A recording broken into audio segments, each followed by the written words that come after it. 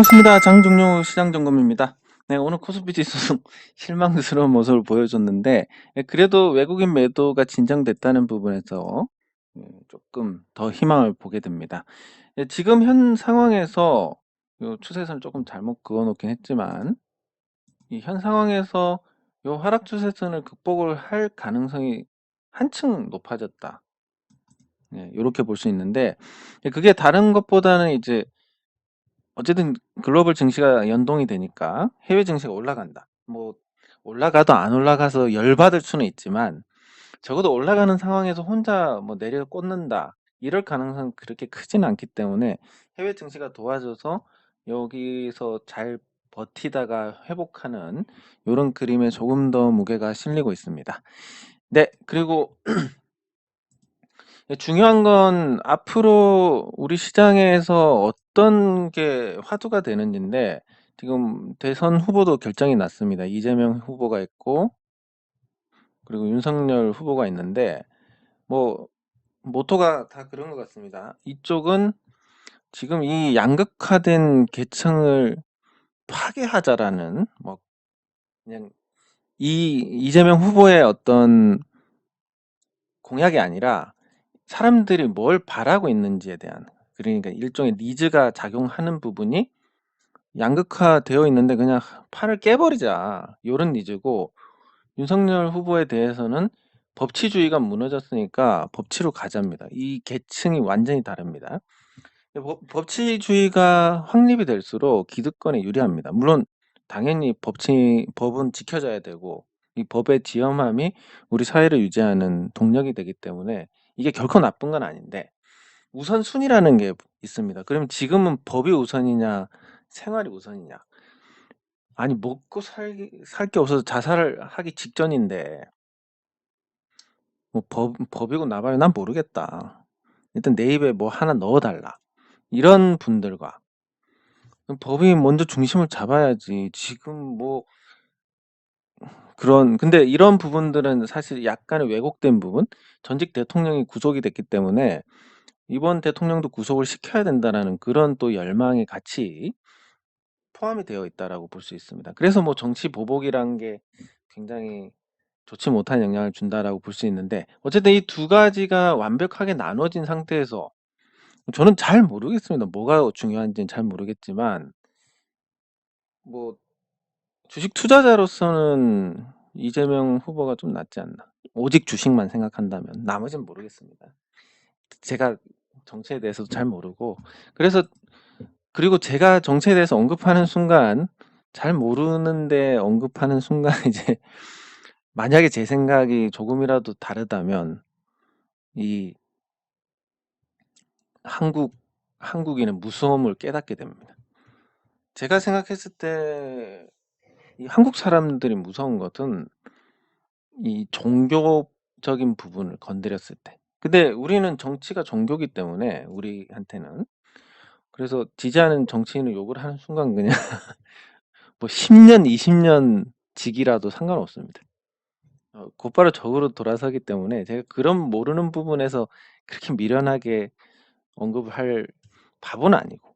다만 이제 오직 순수하게 주식만 보자면 이재명 후보가 좀 낫지 않겠나. 그리고 제가 과거에 허경영 후보를 찍었습니다. 그 왜 찍었냐면 이 허경영 후보의 공약이 당시에는 굉장히 앞서 나간 거지만 이런 사람들이 그런 공약을 해서 표를 받는다면 왜냐하면 이 시기에 제가 학점이나 이런 부분에서 굉장히 괴로움을 당하고 있었습니다. 왜냐하면 학점을 B 이상을 퍼센트로 정해 놓습니다. A 이상도 퍼센트로 30이고 65%였나? 근데 뭐 아르바이트도 해야 되고 시간이 없는 상태에서 제가 잘하는 분야도 아닌 학점이 65%에 드는 것조차 좀 버거워가지고 진짜 최선을 다하는데 C뿔을 받아야 되는 이 상황. 예, 특히 뭐 잘못 수강 신청을 해가지고 이 양질의 학생들이 모여 있는데 들어가면 아니면 학점 이 비율을 지키지 않는 학점을 주는 분들 뭐 10% 주고 30% 주고 이런 분들한테 얻어 걸리면 확정이 안 나오니까 이거 지금은 아닙니다마는 그 당시에는 아무리 열심히 해도 이런 거에 걸리면 뭐 소용이 없는 거 아닌가. 그래서 이제 약간의 반사회적인 기질 그리고 당시에는 하루 10,000원으로 살던 아주 힘든 시기였기 때문에 그때 당시엔 젊지만 다시는 그때로 돌아가고 싶지 않은, 예. 아무튼 그러면서 이제 찍었다는 게 뭐 허경영 후보를 지지한다 아니면 튀려고 한다 이게 아니라 그분의 어떤 공약이 앞으로 필요하고 그런 게 표로 연결된다는 부분이 보여줘야 이게 반영이 되지 않겠냐 이런 생각이고, 마찬가지로 제가 뭐 정확하게 말씀드리면 이재명 후보하고 제 성향은 맞지 않습니다.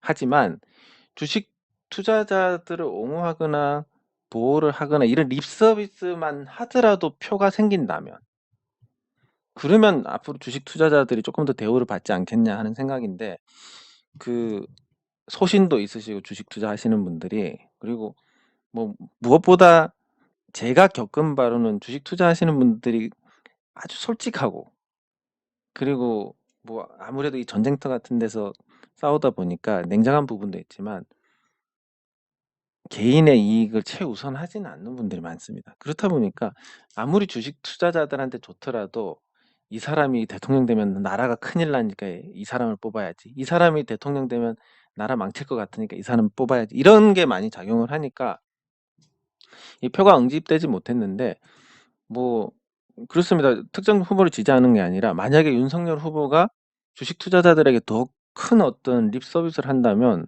거기에 표를 주자라고 말씀을 드릴 수 있습니다.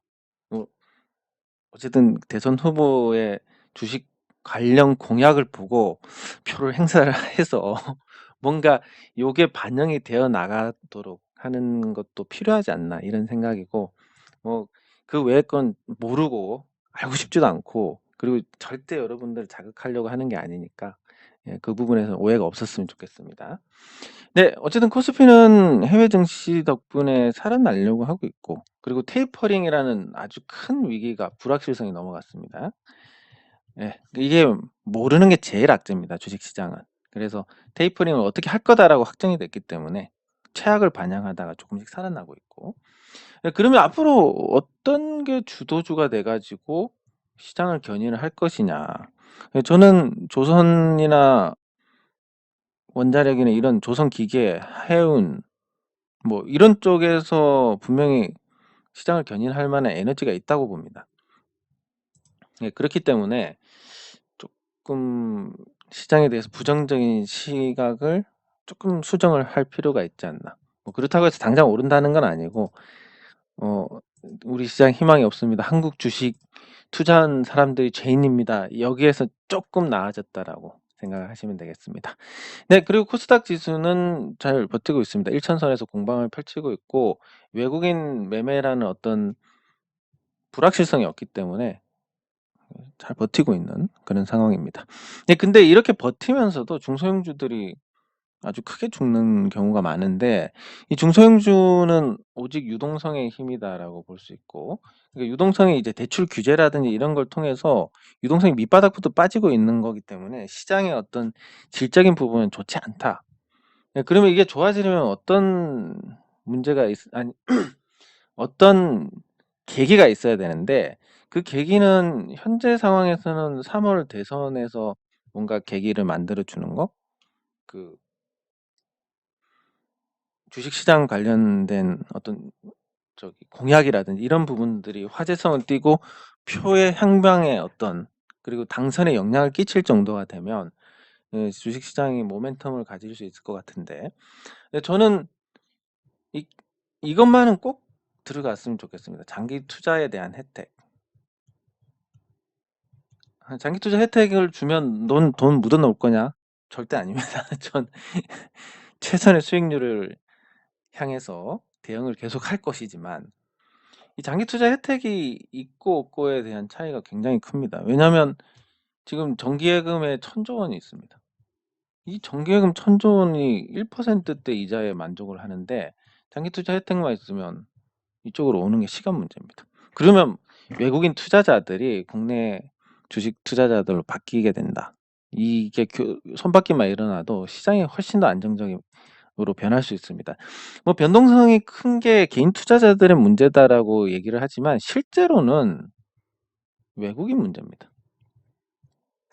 물론 이 외국인은 검은 머리일 가능성이 높지만 변동성을 키우는 외국인이. 왜냐하면 이제 주택 시장을 보시면 변동이 그렇게 크지가 않습니다. 왜냐하면 가격을 보고 나면 안 팔기 때문입니다. 내가 보유한 아파트가 10억이 됐습니다. 8억에 팔래? 아니요. 9억에 팔래? 아니요. 9억 5천에 팔래? 내가 좀 급하니까 그것까지는 생각해 볼게요. 아주 한정이 됩니다. 이거 보는 순간부터. 근데 주식은 10,000원을 보더라도 내가 10,000원 봤으니까 난 9,000원을 못 팔아, 8,000원을 못 팔아 해서 가격이 유지가 돼야 되는데 그런 거 없이 다 때려버리니까. 그러면 이제 여기서 심리 변화가 어떻게 되냐면 나 9,500원 밑으로는 못 팔겠는데 하지만 더 떨어질 것 같아서 팔게 됩니다. 그런 게 뭉쳐가지고 주가가 내려가는 일이 발생을 하는데 이런 현상이 개인 투자자들은 문제가 아니라 그 변동성을 키우는 외국인 투자자들의 영향이고 그게 외국인 비중이 낮아질수록 시장이 안정이 되고 거기에 따라서 지금 주식시장 부양책 써봤자 외국인 입에 다 넣어주는 겁니다. 외국인이 34%니까. 근데 외국인 비중이 10%가 됐다. 이 정도면 뭐 외국인 입에 뭐가 들어가더라도 괜찮은 건데. 그리고 나머지 90%는 한국 사람들이니까 이 어떤 부양책 혜택을 받을 수 있는 요런 여건이 되는데 일단 외국인 지분율이 높고 얘들이 주도권을 갖고 있기 때문에 정부 정책을 기대하기도 어렵고 "난 장기 투자할 거야."라고 해도 그냥 뭐 변동성에 휘둘려 버리고 혜택이 전혀 없으니까. 그래서 최소한 이 사람들이 어떤 버틸 만한 근거라도 주자. 최소한의 근거라도 주자. 예, 요게 꼭 필요하지 않나 생각을 합니다. 예, 어쨌든 약간 주제 넘은 얘기를 많이 했는데 이 시장과 연계된 부분이니까 이해 부탁드리고 예, 댓글 확인하도록 하겠습니다. 예, 감사합니다. 예, 잘 아는 분이면 '설마 주식시장을 여기서 더 망가뜨리겠냐.'라는 생각이 있습니다. 예, 제 콘텐츠를 같이 살펴보도록 하겠습니다. 와, 2011년에 10억이면 정말 주식시장을 모를 수가 없을 것 같습니다. 저 정도 금액이.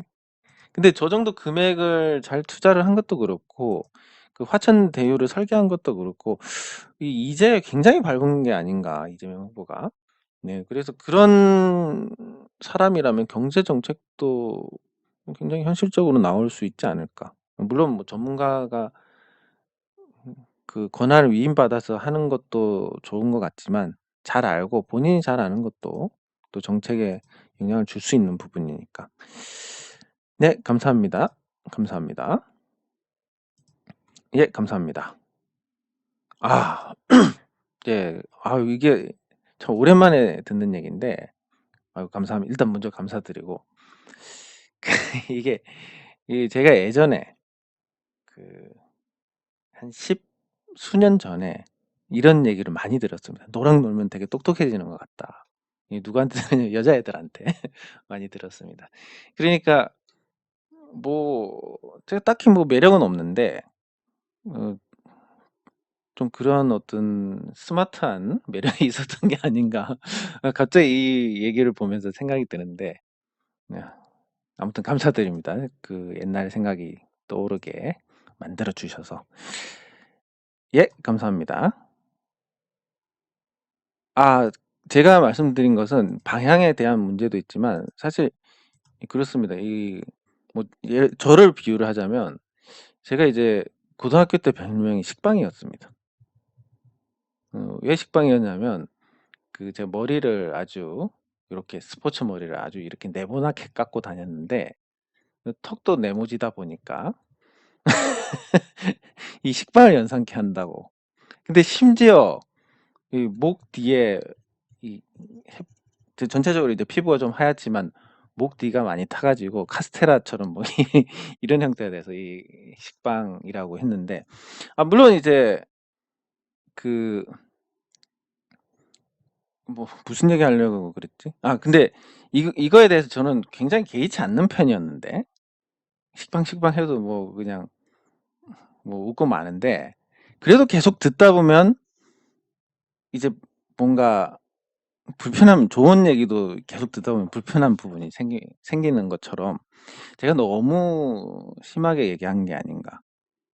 그러니까 뭐 그런 얘기도 할 수 있고 저런 얘기도 할 수 있지만 너무 개인적으로 감정이 몰입이 돼서 한 번 하고 안 해도 될 말을 한 세 번, 네 번 해서 가뜩이나 주식시장에서 힘든 분들한테 소금을 뿌린 게 아닌가, 상처에. 예, 그런 부분에서 예, 제가 사과를 드린 겁니다. 그리고 뭐, 이 당시에 또 뭐, 머리가 좀 큰 것 같다, 이런 거.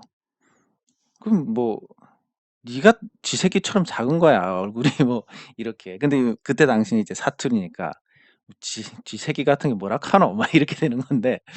아무튼 그런 얘기들은 저는 되게 그냥 뭐 유쾌하게 생각은 했지만 그래도 어느 날 뭐 컨디션도 안 좋고 그런 상태에서 음, 각도리 뭐 식빵 왕대가리 뭐 이렇게 하면 어, 어, 이, 웃기가 좀 그런데 이런 순간이 오게 되는데 제가 약간 그런 어떤 선을 넘은 것 같습니다. 한국 증시가 나쁜 거 누가 모릅니까? 앞으로 전망이 불투명하고 희망이 안 보이는 거 누가 모릅니까? 근데 주식 투자해서 지금 손실 중이고 가뜩이나 답답하고 속상한데 거기에 나쁘다 우리가 죄인이다 뭐 한두 마디 할 수 있지만 세 마디 네 마디 한 건 좀 과했다는 생각입니다. 거기에 대한 사과입니다. 예, 감사합니다. 감사합니다. 아, 그렇다고 해서 뭐 제가 뭐 또 제 되게 못생긴 거 아닌가 생각하실지 모르겠지만 아니 또 그 정도는 아닙니다. 예. 예, 감사합니다. KH바텍 요거에 대한 부분도 같이 살펴보도록 하겠습니다. 예, 감사합니다. 예, 감사합니다. 아이고, 감사합니다. 예, 감사합니다. 일단 오직 주식만 갖고 하는 겁니다. 다른 건 모르겠습니다. 예, 감사합니다. 감사합니다. 예, 감사합니다. 그럼 같이 두 종목 살펴보도록 하겠습니다. 그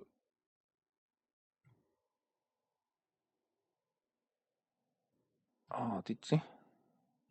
예. 제이 콘텐트리. 제이 콘텐트리에 앞서서 일단 제노레이부터 보겠습니다.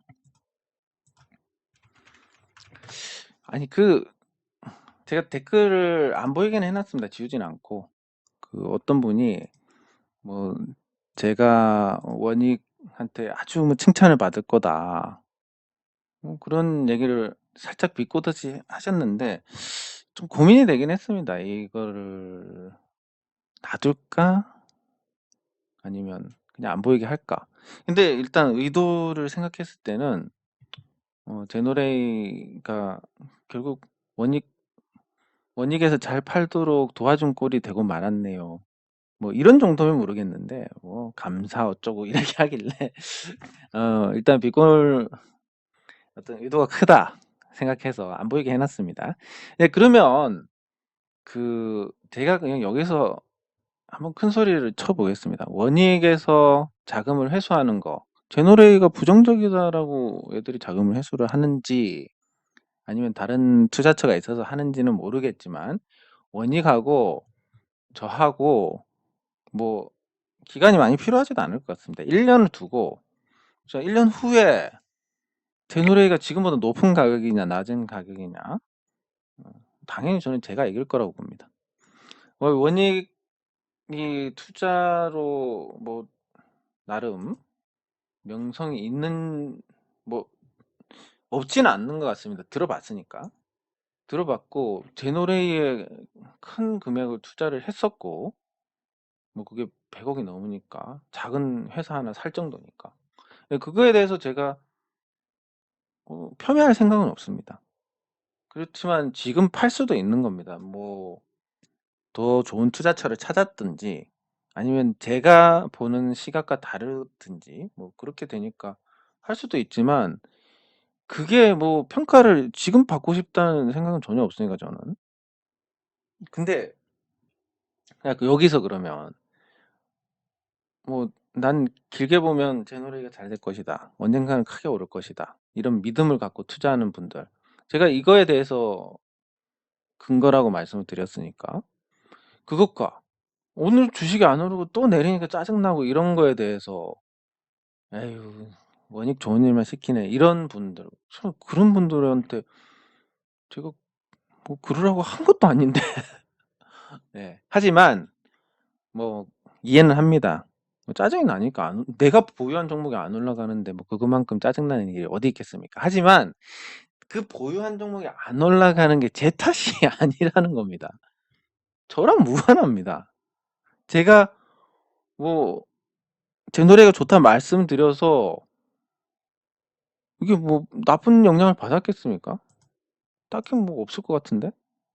예. 그러면 이 안 움직이는 게 '아유 짜증나서 딱 올라가기만 하면 때려 팔아야지.' 이런 생각 갖고 계시는 그런 말씀을 하신 분들이 많으니까 안 올라가는 거 아니겠습니까? 그럼 그런 분들이 '아 진짜 더럽고 치사해서 이 종목 안 해.' 하고 매도하고 나가면 가벼워지지 않겠습니까?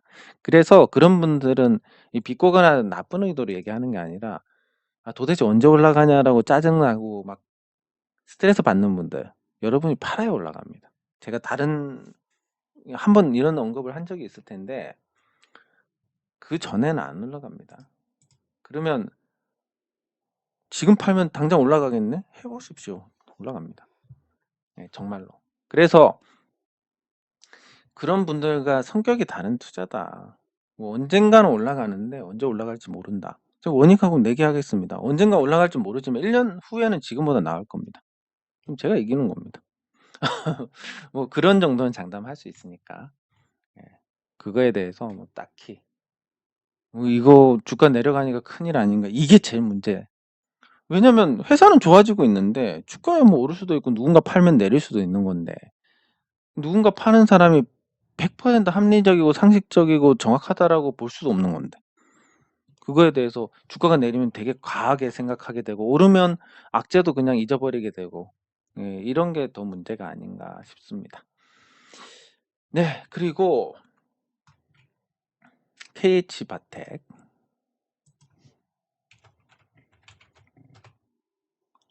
예 KH바텍이 매수 가능한 타이밍이냐. 일단 큰 추세는 살아 있습니다. 그리고 횡보 후에 상승했다 제자리로 왔고 이 시장 영향을 조금 받은 것 같은데 어 시가총액이 조금 부담스럽긴 하고 폴더블 폰이 많이 팔릴 것이냐, 이건 그냥 개인적인 생각을 말씀드리겠습니다. 일단 제가 그냥 폰을 바꿨습니다. 폰을 바꿨는데 이 폴더블 폰을 살까 아니면 보급형을 살까 하다가 그냥 보급형 폰을 샀습니다. 왜냐면 제가 지금 폰을 쓸 때 제일 스트레스 받는 게 뭐냐, 배터리. 뭐 어디 나가면 그냥 배터리 닳아 가지고 전전긍긍합니다. 그 보조 배터리를 들고 다님에도 불구하고 전전긍긍합니다. 왜냐하면 보조 배터리 충전시키는 걸 또 까먹어 가지고 한 두세 번 하다가 네 번째에 배터리 안고 나 있는 상태에서 또 막 10몇 퍼센트 짜리를 보면서 졸이는 거, 이게 너무 싫어 가지고 그 폴더블 폰을 한번 볼까 하는데 이건 배터리가 더 나쁜 겁니다. 근데 뭐 튼튼한 벽돌처럼 생긴 폰이 기기 변경인데 뭐 단말기 가격도 안 받고 뭐 그리고 제가 슈퍼 체인저라고 뭐 2년 후에 반값 보상하고 최신형 폰 교환할 때 반값 보상한다는 뭐 그걸 했었는데 저는 이거 그 스마트폰에 이 뭡니까 이거 케이스를 안 끼웁니다. 뭐 케이스가 이렇게 달려 있으니까 여기에 왜 또 케이스를 붙이고 또 필름을 붙여야 되는지 잘 납득을 못 해서 그거 안 붙이고 그냥 쓰는데 그러면 더 부피도 가볍고 그러니까 그걸 왜 붙여야 되는지 예, 이번에야 알았습니다. 뭐 여러 군데 찍혀 가지고 뭐 걸레짝처럼 되어 있다 보니까 그 교체 대상이 안 되는 겁니다. 그래서 아주 깨알 같은 문구로 그 밑에 보니까 뭐 파손 뭐 찍힘이나 이런 게 있으면 교환 안 된다 이런 게 있던데 아무튼 그 본론은 그렇습니다. 폴더블 폰이 인기가 있지만 딱히 이게 기술력을 과시를 하는 거냐? 물론 기술력을 과시하면서 일부의 어떤 니즈를 발생을 시킬 수는 있을 겁니다, 필요는. 아니면 니즈에 의해서 만들어졌냐라고 보면 이 기술력 과시 쪽으로 봐야 됩니다. 이렇게 가면 큰 수요를 만들기는 어렵습니다. 접어 가지고 좋은 게 뭐냐? 딱히 없습니다. 예, 그렇다 보니까 KH바텍이 그 관련된 것으로 주가가 오르냐? 조금 힘들 것 같고 장기적으로는 이게 추세가 아직 살아 있으니까 희망을 버릴 단계는 아니고 요 상승할 때 어떤 거래량과 하락할 때 거래량을 비교하면 상승할 때가 훨씬 많으니까 이거 역시 뭐 아직 포기할 단계는 아니지만 여기서 다시 올라가려면 요 매물들을 다 소화를 해야 된다는 단기적으로. 이걸 다 소화하고 가려면 도대체 어떤 재료나 어떤 수급이 붙어야 되냐 이런 부분에서 조금 회의적인 게 있긴 하지만 매도 거래량이 많지 않았다는 것과 장기 추세가 살아있다는 거 이 두 가지를 종합하면 완만하게 상승하는 데 베팅을 할 수 있다. 그럼 지금은 매수해도 되느냐 안 되느냐. 저 같으면 요 변동성 범위가 줄어들었을 때 맞춰서 매수를 할 것 같습니다. 네. 그래서 뭐 괜찮을 것 같습니다. 지금은 아니지만 조금 더 내려와서 요 하단 변동성 범위 하단과 가까워지면 예, 나쁘진 않을 것 같다. 다만 이건 기술적인 부분이고 가치 대비해서 비싸고 주가가 많이 올랐다가 떨어졌는데 그 기간이 얼마 안 되니까 단기 악성 매물이 많을 것이고 네 그리고 기대했던 어떤 스마트폰 관련해서는 이 폴더블 폰의 인기가 아주 확산세는 아닐 거다. 왜 니즈를 바탕으로 만들어진 건 아니니까 예, 그렇게 봐야 될 것 같습니다. 예, 그래서 뭐 지금은 주가가 올랐다가 내려온 상태에서 장기 추세가 살아 있으니까 요 변동성이 줄어들었을 때 매수하는 건 나쁘지 않겠다 이런 결론입니다. 네 그리고 조선주들을 한번 봐야 될 것 같은데 예, 삼성중공업부터 보겠습니다. 네, 삼성중공업은 유상증자 청약할 때 주가 반짝 올렸다가 필요에 의해서 그래서 청약하고 나니까 쭉 빼버립니다. 이렇다 보니까 어떤 현상이 발생하냐면 그 청약 시장에서 이제 더 이상 개인 투자자들이 속지 않습니다. 그래서 들어보셨을지는 모르겠지만 그 침대로 유명한 시몬스 아니 그거랑 비슷한 시몬스랑 비슷한 시몬느라는 회사가 있는데 공모 철회를 했습니다. 지난달에. 예, 그 지난달에 이 회사가 철회를 한 이유가 주가가 마음에 안 든다라는 거.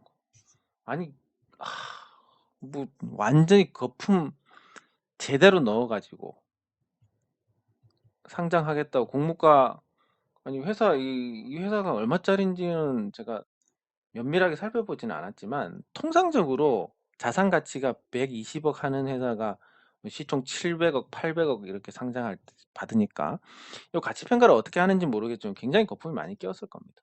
그걸 가지고 가격이 마음에 안 든다고 철회. 그리고 SM 상선도 철회. 넷마블 네오도 철회. 그리고 LG 에너지 솔루션도 철회일 겁니다. 이렇게 공모주들이 철회하는 것은 한마디로 이 공모가 사실 시장에서 자금을 조달을 해서 투자자들의 자금을 간편하고 합법적으로 공개적으로 이렇게 조달을 해서 이 자금으로 새로운 성장 동력을 삼겠다 아니면 앞으로의 사업을 더욱 강화해서 이익을 내겠다 이런 건데 공모의 개념이 이 상장 철회한 걸 보니까 100% 난 지금까지 성장을 많이 해가지고 이제 가격 최대한 부풀려서 니네한테 다 떠넘길 거야. 이게 나의 성공이야 하는 거. 그런 거라고밖에 볼 수가 없는 겁니다. 공모가가 높든 낮든 만약에 자금 조달로 투자의 목적이었다면 사실 안 할 이유가 없는 겁니다. 공모가가 낮다고 해서. 그래서 이런 거 보면 참 진짜 '아휴 적당히는 모르는구나.' 생각을 할 수 있는데 어쨌든 다시 돌아와서 삼성중공업이 유상증자 할 때 잠깐 올렸다가 내렸고 이게 제자리로 왔고 앞으로 추가 상장을 하면 더 부정적이지 않을까 생각을 합니다. 다만 그 물량이 부정적이고 그렇다 보니까 요 유상증자 가격에 가까워질 겁니다. 주가가. 유상증자 가격이 요 삼성중공업 공시를 보면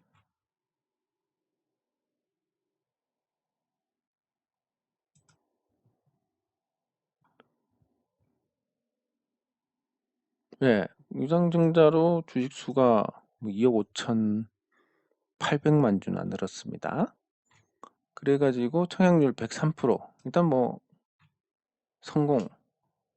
성공인데 증자는 성공했고 가격이 여기 보시면 증자가 5,130원. 그럼 지금보다 주가가 높습니다. 이 추가 상장할 주식보다. 그런데 시장이 딱히 좋지 않다. 그리고 5,180원에 주가가 수렴해 갈 가능성이 높습니다. 그러면 이제 이중 바닥을 만들게 되는데 요게 한번 다뤄야 될 건데 이 스터디 그러니까 100강 안에 다룰 건데 이 전저점에서 공략은 나쁘지 않습니다.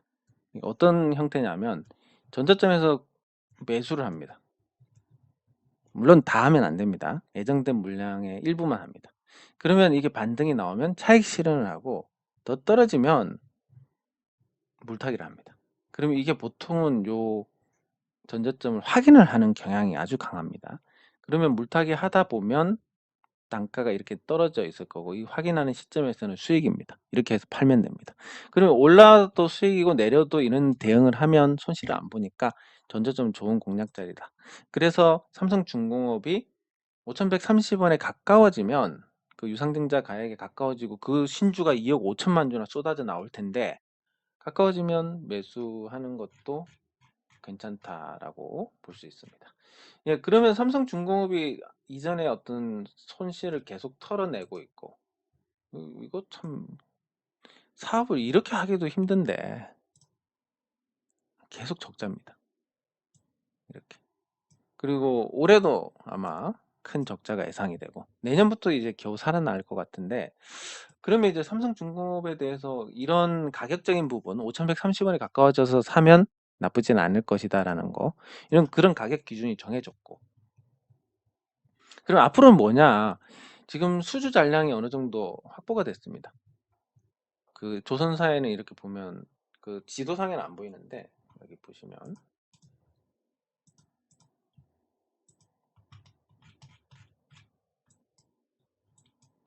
요 지도에 보시면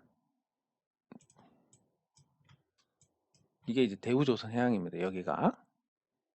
근데 이게 이렇게 잘 안 보이게 이렇게 해놓습니다. 요즘 이제 태양광에 꽂혀가지고 이런 지붕만 보면 그냥 다 그런데 예, 삼성중공업 이런 것만 보면 이제 요런 지붕만 보면 이게 다 돈인데 이런 생각이 드는데 아무튼 여기 보시면 이렇게 정확하게 보이지는 않습니다. 예, 국가 기관 산업이니까. 예, 근데 여기 보시면 도크라는 게 있습니다. 여기 둘, 셋, 넷, 다섯, 여섯. 그러면 이게 여기서 이제 배를 건조를 할 수 있습니다. 이 도크에서. 도크가 확보가 돼야 선박을 건조할 수 있으니까. 근데 그러면 수주가 어느 정도 됐다라는 것은 여기에 지금 있고 뭐 여기 선박이 이렇게 건조 중입니다. 이런 자리들을 다 채웠다라는 겁니다. 이렇게. 다 채우고 나면 만약에 적자가 예상되는 수주를 할 것이냐. 일감이 다 있는데 뭐 굳이 손해보고 왜 수주를 해? 이렇게 됩니다.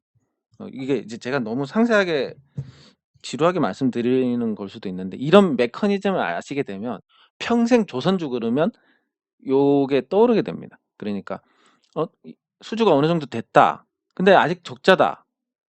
그럼 흑자 볼 때까지 기다려야지. 이게 아니라 앞으로 수주하는 건 다 이 손익분기점 넘는 걸 수주하겠네. 왜냐면 다 일감이 차 있으니까. 요런 이제 사고가 가능해지니까 그걸 말씀드리는 겁니다. 그래서 여기 다 채워놓고 나면 앞으로 양질의 수주만 있을 것이고, 그러면 그 양질의 수주의 선수금을 받습니다. 선수금을 받으면 여기서 수익이 나고. 그러면 실적이 이제 좋아지기 시작할 건데, 삼성중공업이 내년에도 소폭 적자가 예상이 된다라고 하지만 개인적인 생각은 삼성중공업이 내년에 흑자 할 것 같습니다. 그러면 이거 너무 설명이 길어지는데 자, 5,130원이고 가까워지면 사고. 그럼 내년을 보고 좀 길게 간다는 게 뭐냐면, 이 삼성중공업에서 LNG선, LNG 운반선이 한 30% 정도 점유율입니다. 근데 지금 현대중공업과 대우조선해양이 같은 회사가 되는데, 얘네들 두 개가 합쳐서 LNG선 점유율이 70%입니다. LNG 운반선이. 근데 이 점유율에 대해서 EU가 계속 문제를 삼고 있습니다. 이 주도권이 이쪽에 넘어갈까 봐. 그러면 두 가지 방법이 있습니다. 합병을 포기하거나 아니면 이 점유율을 인위적으로 줄여놓거나. 두 가지인데 합병 포기할 리는 없을 거고, 그러면 울며 겨자 먹기로 이 점유율을 줄여야 된다. 이 남은 수주가 어디로 가겠느냐? 삼성중공업으로 가지 않겠느냐? 이런 생각을 하면, 내년에, 올해는 쌀 때 사놓고 내년까지 기다리면 올해보단 훨씬 좋은 가격에 팔 수 있겠구나 하는 생각을 할 수 있게 됩니다. 물론 그 과정이 굉장히 지루하고 주가 안 올라가면 다른 거 다 올라가는데 안 올라가네 이렇게 생각이 되겠지만, 그냥 확률로 보면 앞으로 어떤 기회가 있고 그런 건 모르겠지만, 확정적인 측면에서 본다면 요 5,130원에 가까워졌을 때 매수해 놓고 좋아질 때까지 기다리는 거 괜찮은 접근일 것 같습니다. 다른 조선주들도 좋고 삼성중공업은 주식수가 많이 늘어났기 때문에 오히려 기대 수익률이 낮은 부분도 있겠지만, 그렇지만 지금 보시면 요 한국조선해양 같이 내리고 있으니까 매력적이긴 하지만, 주가를 보시면 이거 어디 갔지? 네, 주가를 보시면 한번 이게 요동쳤다가 내려왔습니다. 그러니까 지금 가격도 매력적이긴 하지만 가격 자체로만 보면 삼성중공업이 아직 오르지 않았으니까 더 매력이 있지 않나. 대우조선해양은 뭐 현대중공업, 한국조선해양과 비슷한 양상이긴 한데, 대우조선해양은 시스템적으로 해결을 해야 될 부분이 굉장히 많습니다. 뭐 아주 과거에 우리가 대우하면 떠올랐던 어떤 부실이나 비리의 그런 잔재가 아직 남아있는 그런 상태고, 뭐 현대미포조선이 그나마 지금 나은 상태고 한데, 조선주들의 가격이 전반적으로 좋지만 지금 현 상황에서는 이 공급망 대란으로 인해서 원자재 가격이 상승하면서 지금 후판 가격에 반영을 못했습니다. 철강석 가격을. 그래서 지금 수주 받은 게 수익성이 나빠졌는데, 지금 신조선가가 올랐습니다. 근데 이 원자재 가격 상승을 이제 후판 가격에 반영을 해놨습니다. 신조선가도 오르고. 근데 LNG선 같은 경우는 이거 너무 좀 자세하게 들어가니까 재미없으실지 모르겠지만, LNG선은 후판의 어떤 비중, 원가에서 차지하는 비중이 10%입니다. 근데 나머지 선박들, 유조선이나 아니면 벌크선 같은 경우는 후판이 차지하는 원가 비중이 30%나 됩니다. 그러면 LNG선의 수주가 많을수록 이 공급망 대란의 영향을 받지 않고, 그러면서 신조선가가 올랐는데 나중에 원자재 가격이 떨어지면 더 수익성이 좋아지는. 근데 경쟁이 완화되는, 그 현대중공업과 대우조선해양이 같은 회사가 되면서 LNG 점유율을 인위적으로 줄여야 되는 그 상황에서 반사이익을 볼 수 있는 그런 종목이 삼성중공업인데, 추가 상장하면 물량이 쏟아져서 5,130원에 수렴할 가능성이 크다라는 거. 그럼 그 가격까지 내려갔으면 뭐 사실 이렇습니다. 이 76,500원에 만약에 현대미포조선을 산다 그러면 작년에 그냥 5만 원대 사놓을 걸, 뭐 이런 생각이 들겠지만, 삼성중공업은 그런 부분에서, 가격적인 부분에서 또 억울한 부분이 크지 않다라는 거. 물론 요때 2,800 얼마까지 보기는 했지만 유상증자 받은 신주라서 그 돈이 다 회사로 들어갔으니까 5,100 정도면 뭐 억울한 거 없이 이때야 뭐 아무거나 잡아도 되니까 억울한 거 없이 가격적으로 샀다라고 할 수 있으니까. 그래서 삼성중공업이 당장 오른다라는 것도 아니지만 쌀 때 사둬서 좀 묵혀 놓을 수 있는, 그리고 앞으로 시장이 좋아질 때 조선주가 주도주로 부상을 할 만한 어떤 여건이 만들어지고 있으니까 그것까지 생각했을 때는 괜찮은 투자가 될 것이다. 예, 제가 설명드린 부분을 근거로 해서, 즉 근거가 달라지면 또 결론도 달라지는 거니까 이게 무조건 좋아진다 이런 걸로 받아들이지 마시고 참고하시면 될 것 같습니다. 네, 장 종료 시장 점검은 여기서 마치도록 하겠습니다. 수고하셨습니다.